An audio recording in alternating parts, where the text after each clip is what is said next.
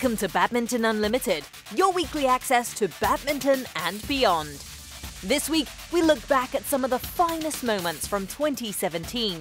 We relive the emotions and celebrate the successes of another great season in badminton.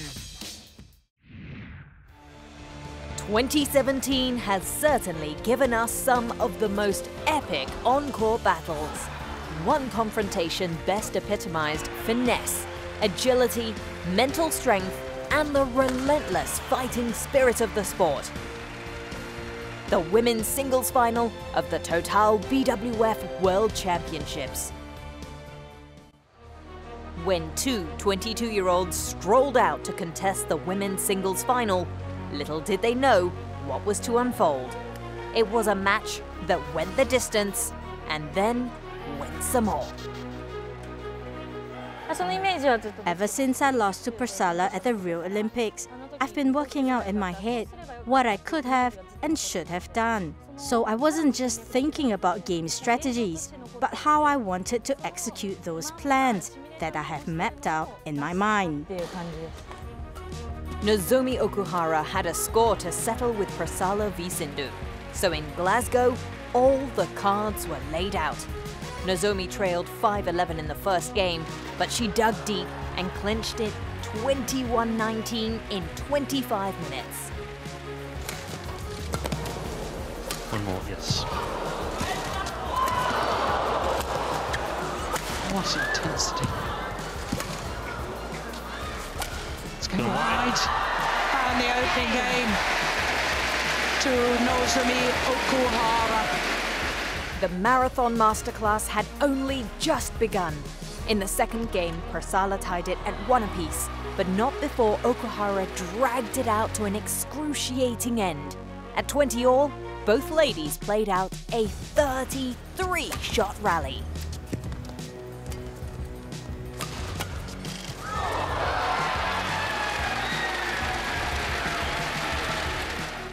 That brought up Persala's 4th game point. This time, the rally went on and on.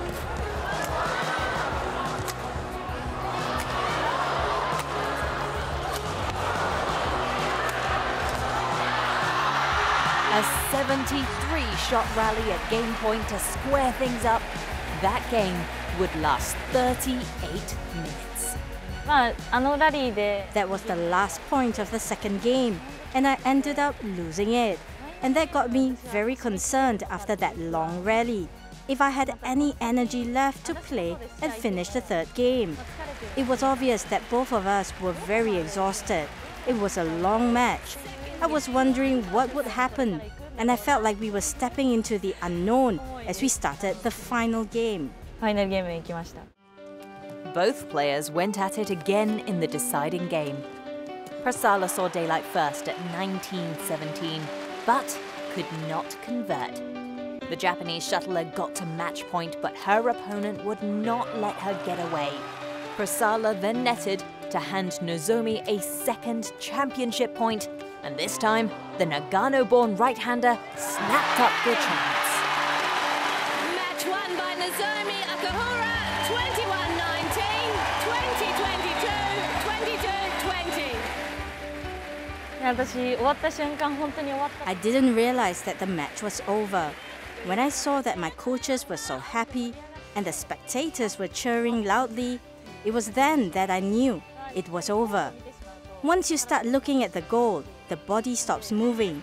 So especially in the last half of the match, I was telling myself that I wanted to play more, I could do more. So when I took the final point, I was ready to move on. Before I looked at my coaches, and that's when I knew that it was over.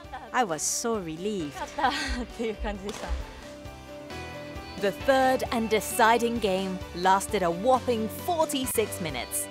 The match lasted a total of 110 minutes, just seconds short of the longest ever match. The epic marathon in Glasgow saw Nozomi Okuhara become Japan's first ever world champion in women's singles. From one epic match to an epic pair from Indonesia, whose 2017 has been nothing short of spectacular. From Indonesia, Marcus Fernandi Gideon, Devin Sanjaya Sukambojo.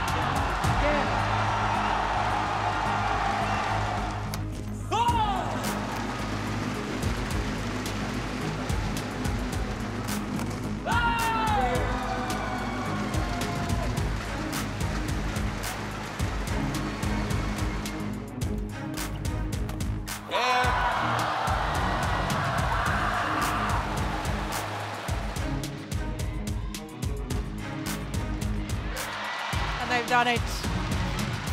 History has been made.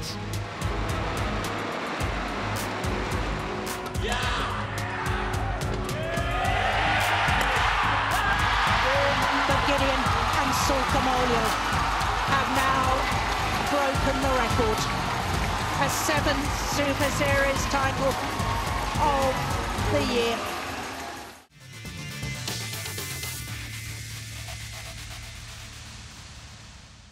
Time to take a breather.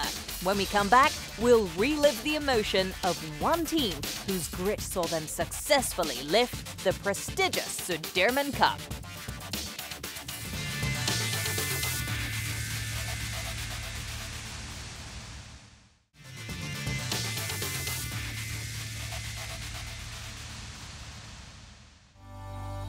With digital innovations, shuttle time is now more fun, engaging and accessible than ever. So get connected to BWF's Badminton Schools program. Find out more about BWF's grassroots initiatives on these platforms. Download the app, visit the website and get active on Facebook. Your gateway to shuttle time has never been so easy.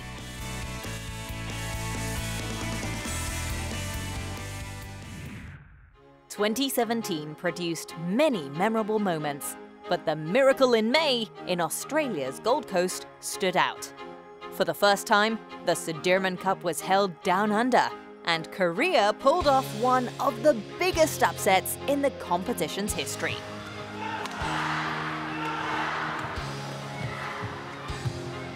They've done it.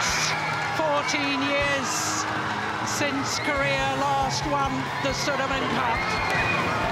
Teammates swamp the players.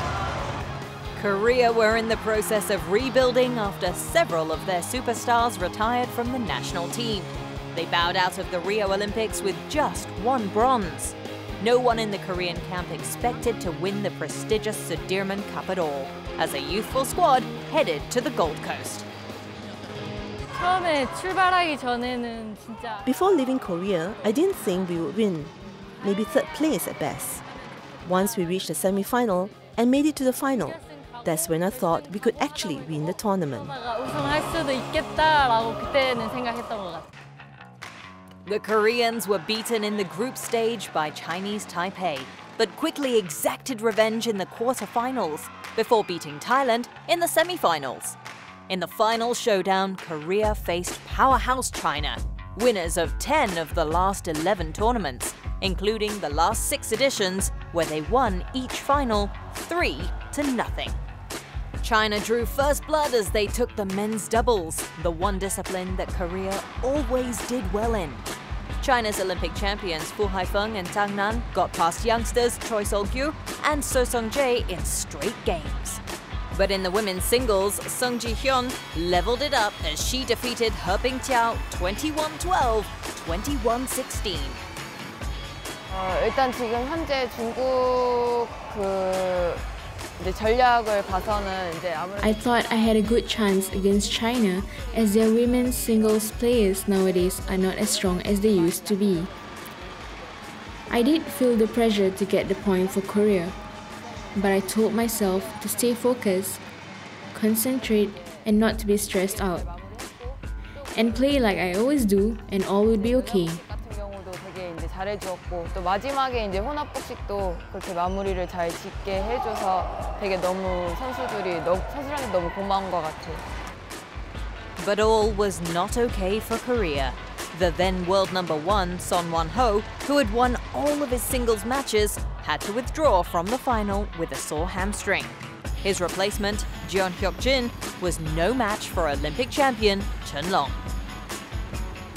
Trailing 2-1, the Korean pair of Chang Ye-na and Lee So-hee then faced Chun Ching-chen and Jia Yi-fan. The Korean ladies mesmerized their opponents with some deft racket play.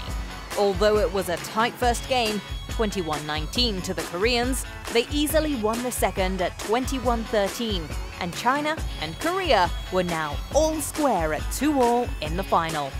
And so, to the deciding match for the 2017 Sudirman Cup title. 네, 그 형들이 나가면서 Since the retirement of our key players, the people and media were all skeptical of the way we were rebuilding the doubles teams. But for us young players to fill the shoes of those who retired, it was a great chance to show everyone what we were made of. And because of this, we trained much harder. 훈련에 좀 열심히 준비하고 그랬던 것 같아요. 22-year-old Choi Sol-gyu had been thrown into the deep end in this tournament. The young shuttler had to also feature in the men's doubles for Korea in the knockout stages. Choi and Chae Yu-jung took on the Chinese pair of Lu Kai and Hwang Ya-cheong in the final. The Korean mixed doubles pair pulled off a miracle, sending Korea into Dream World in the Gold Coast. They've done it! The 14-year wait is over. 처음에는 At first, I couldn't really believe it. We won. Did we? Yes, we did. I was so surprised. I felt the victory little by little as time went on. All the players were saying to each other how great they did in the tournament. 고생했어. 네. 그런 얘기를 제일 먼저 했던 것 같아요. 뭐 사실 꿈만 같았죠. 꿈만 같고. It was like a dream. I was just appointed as the head coach recently, and to win the trophy again after 14 years with a team that was regarded as the underdogs was simply unbelievable. The players did a marvelous job. It was very emotional, but definitely a happy moment. 눈물 날 만큼 너무 행복했던 것 같아요, 그 순간은.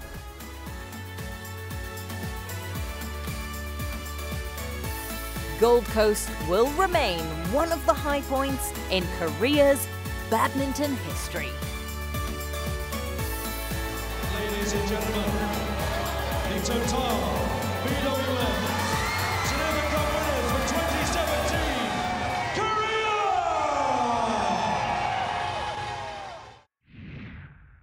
We all love a great comeback story, and Kidambi Srikanth provided us with an inspiring tale in 2017.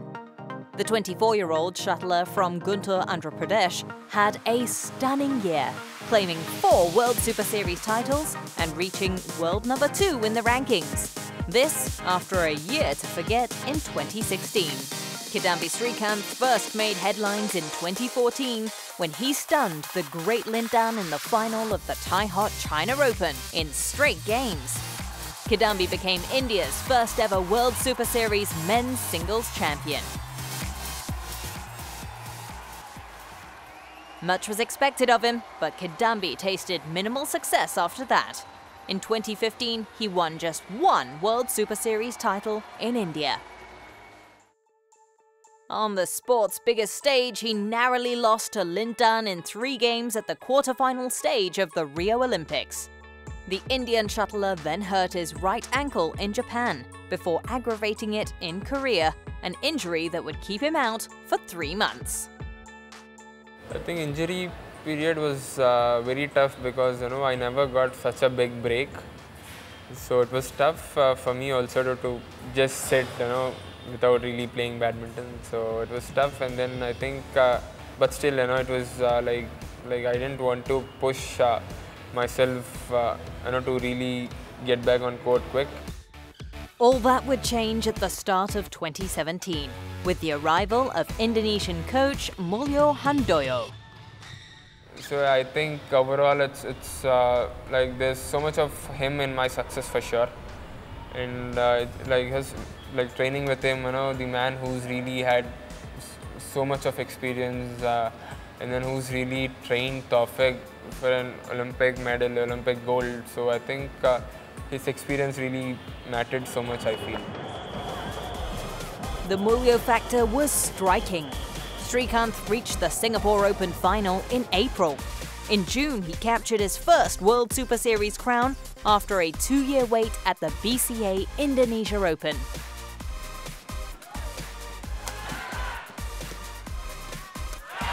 He's done it. Coming from behind in this second game. 21-11, 21-19, the margin of his victory. He then went on to win back-to-back titles with victory in Australia. I've been out for like 3 months, last year. So it was like, the moment I came back from that injury, the moment I recovered from that, it was just to enjoy playing badminton, that's it, And I really missed so much of competitive badminton. So now it's just about being there in the tournament as long as possible, and then play as many matches as I can, that's it. The Indian ace was not quite done yet. In October, he topped the podium at the Denisa Denmark Open.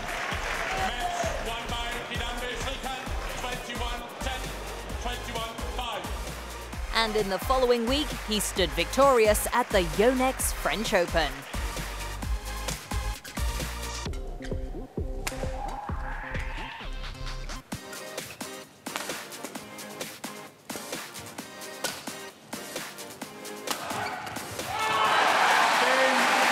Srikanth Kidambi, a second title in 2 weeks, to add to the 2 previous titles in 2 weeks. It was the second time in 2017 that he claimed back-to-back titles in the top echelon of the sport. 4 World Superseries titles after being down with injury and suffering below-par performances. Kidambi Srikanth is certainly an inspirational comeback story.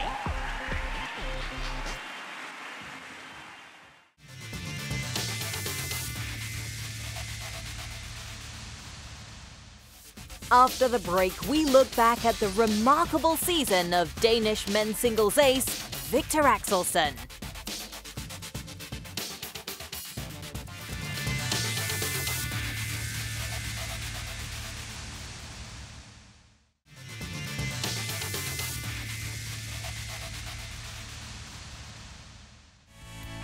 Get connected with us on social media. Follow us on Twitter and Facebook and tell us what you think of the latest news. Or perhaps you just want to leave an encouraging post for your favorite player on Facebook. If you've got any comments or photos, share them with us on these social media platforms.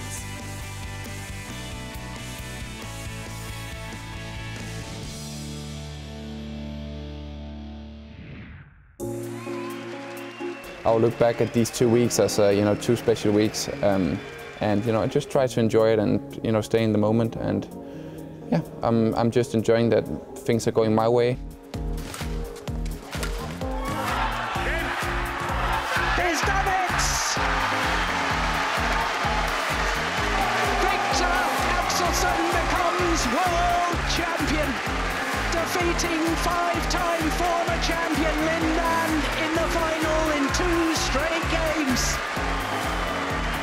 And Victor Axelsen wins the Japan Open, and the 18-year wait for another Dane to win this title here in Tokyo. I enjoy it, but I'm also hungry for more. What a year it's been for Victor Axelsen. Since medaling at badminton's highest stage, the Olympics in August last year, the 1.94-meter ace from Denmark has continued to grow in stature. The 23-year-old ended 2016 with a bang by grabbing top honours at the Dubai World Superseries finals. The Dane continued his winning ways in 2017, with the highlight being his triumph at the Total BWF World Championships in August. Axelsen beat the legendary Lin Dan in Glasgow to become the first world champion from Europe since Peter Rasmussen did it 20 years ago. On a roll, a few weeks later he defeated Malaysia's ace Lee Chong Wei at the Japan Open to become world #1, the first European male since Peter Gader occupied that spot in 2006.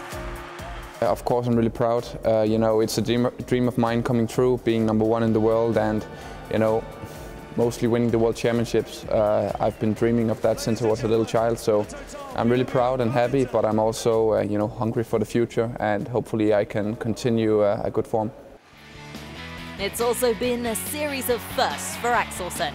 In 2010, he became the first ever World Junior Champion from Europe. Last year, Axelsen won 5 of his 6 singles matches, helping Denmark win their first ever Thomas Cup title. I think one of the secrets to this success here at the World Championship was communication throughout every single match. It didn't start out that well, but in the final, as he hasn't been in a World Championship final before, so how do you prepare for it? Yeah, you take all the steps. You talk about all the other finals he stepped in, like the Thomas Cup final, the Olympic semi-final bronze medal match, and so on.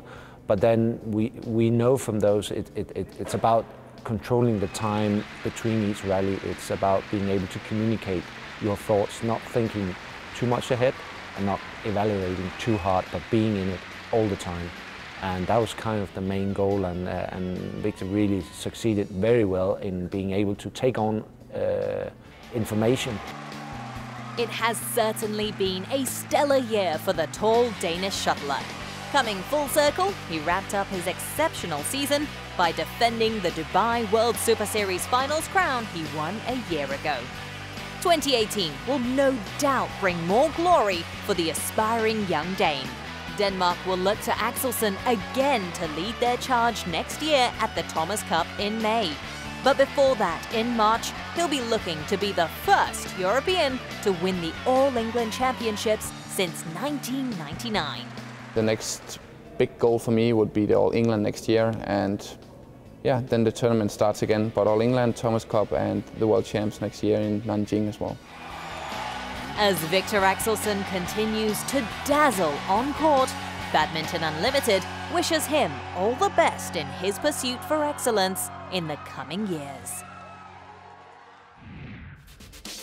Now let's take a quick look at what's happening in the badminton world next year.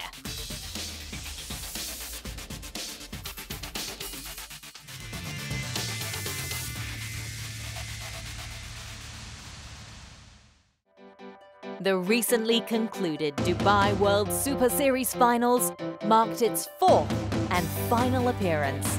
As we approach the end of 2017, we leave you with some of the most memorable moments through the years in the UAE and the champions who have conquered the desert city.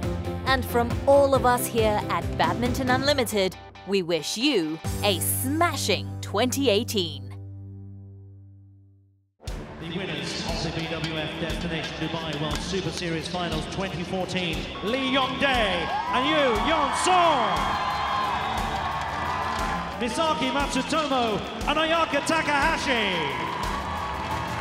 Men's singles from China, Chen Long. Women's singles from Chinese Taipei, Tai Tzu-ying. Ladies and gentlemen, let's hear it for Zhang Nan and Zhao Yunlei. Ladies and gentlemen, the gold medalists and winners of the Dubai World Super Series Finals 2015, Luo Ying and Luo Wu. From England, Chris and Gabby Adcock. From Japan, Nozomi Okuhara.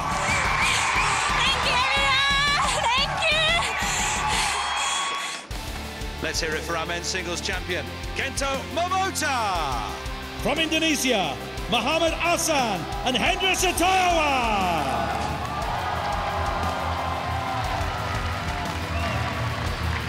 The gold medalists and winners of the Dubai World Super Series Finals 2016, Chen Chin Chen and Jia Yifan. From Denmark, Victor Axelsen. From Chinese Taipei, Tai Tzu Ying.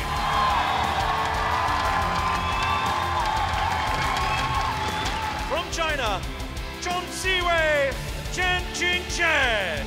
Men's doubles from Malaysia, Do Vishem and Tan Wei Kyo. Ladies and gentlemen, the winners of the Dubai World Super Series Finals 2017 from China, Chong Siwei and Chen Chin Chen. Match won by Akane Yamaguchi, 15, 21, 21, 12, 21, 19.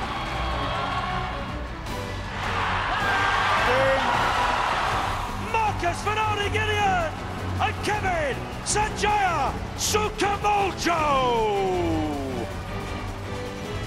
Kaharu Yorimoto, the Dubai World Super Series Women's Doubles Champions. The defending champion and world champion from Denmark, Victor Axelsen.